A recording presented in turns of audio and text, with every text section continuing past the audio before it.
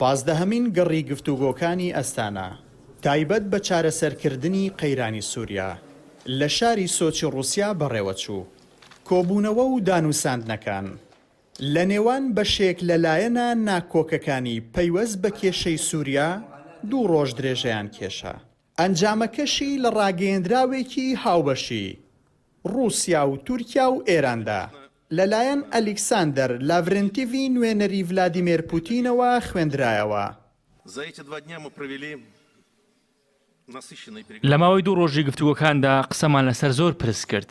هەر سێ وڵاتی گەرنتیکار ڕووسیا، تورکیا و ئێران سەرپەرشتی پرۆسەی گفتوگۆکانی ئەستانە دەکەن و جەخت لە سەروەری خاچی سووریا دەکەنەوە. ئێمە کار بۆ بەرەنگاربوونەوەی ترۆر دەکەین و دژی جیاخوازی دەوەستینەوە کە بۆ ئاسایشنەتەوەی وڵاتانی دراوسێ دەبێتە مەترسی. ناکرێت ئاسایش و سەقامگیری درێژمەودا بۆ باکووری خۆرهڵاتی سووریا دەستەبەر بکرێت. هەروەها دەبێت سامانی سروشتی سووریا بگەڕێتەوە ژێر دەسەڵاتی دیمەشق. لە وەڵامی پرسیارێکی کوردستان 24 لەبارەی هەڵوێست و ڕوانینی ڕووسیا بۆ مافەکانی کورد لە سووریای داهاتوودا نوێنەری ڤلادیمیر پوتین بەم شێوەیە هەڵوێستی وڵاتەکەی خستە ڕوو. بێگومان پرسی کورد زۆر گرنگە. ئێمە وەک ڕووسیا نەک تەنها پشتیوانی لە دیالۆگ و گفتوگۆ دەکەین لە نێوان کورد و دیمەشق بەڵکو کورد بەشێکی پێکاتەی سووریان. ئێمە پاڵپشتی کورد دەکەین بۆ دانوستانێکی چڕوپر لەگەڵ دیمەشق بۆ گەیشتن با ڕێکەوتنێکی هاوبەش بۆ ئەوەی ئەو گرژی و ئاڵۆزیانی کە ئێستا لە گۆڕێدان هێوەر بکرێنەوە. ئەگەر لەم هەنگاوەدا سەرکەوتوو بین ئەوە سەقامگیری لە بەشی باکووری ڕۆژهەڵات باڵدەکێشێ بەڵکو دەکرێت پەل بکێشێت بۆ بەشەکانی ناوەڕاستی سووریا و تەواوی وڵاتەکە. ئەگەر ڕێکەوتن لە نێوان کورد و دیمەشق بەدەست بێت ئیدی تەواوی سووریا سەقامگیری بۆ دەگەڕێتەوە. هاوکات ئەم هەنگاوە هەماهەنگ دەبێت بۆ پاکردنەوەی تەواوی وڵاتەکە لە گروپە تیرۆریستەکان. لەم سەروبەندەدا ئێمە بەتەنگ بڕیار و چارەسەری هاوبەشەوەین لە نێوان کورد و دیمەشقدا. لەم گەڕی گفتوگۆکان لە سۆچی زۆرترین سەرنج لەسەر ڕۆژئاوای کوردستان بوو. بەڵام ئەوەی جێی تێڕامان بوو هیچ نوێنەرێکی کورد بانکێش نەکرا بوو.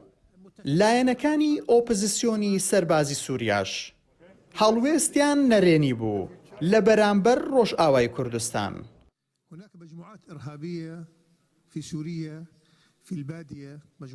وەکو ئۆپۆزیسیۆنێکی نەرم ئامادەین بۆ بەرەو پێشبردننی پرۆسەی سیاسی لەسەر هەڵوێستی سیاسی لە ئاست بەکەکە و یەکینەکانی پاراستنی گەل و داعش.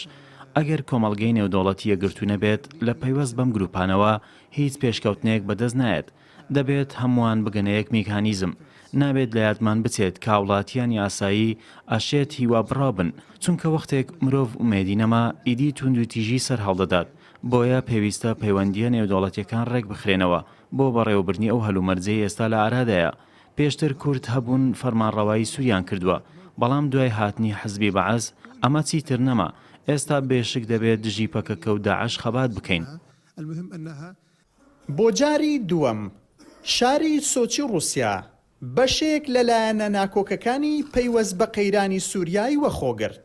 بەڵام میوانەکانی ئەم گەڕەی گفتوگۆ زۆر پرسی هەستیار و دژواریان گەڵاڵە کرد بە تایبەت لە بەرامبەر ڕۆژئاوای کوردستان کە ئەنجامەکانی دەشێت لە داهاتوودا ڕوونتر دەربکەون. خۆشەوی محەممەد، کوردستان 24 سۆچی.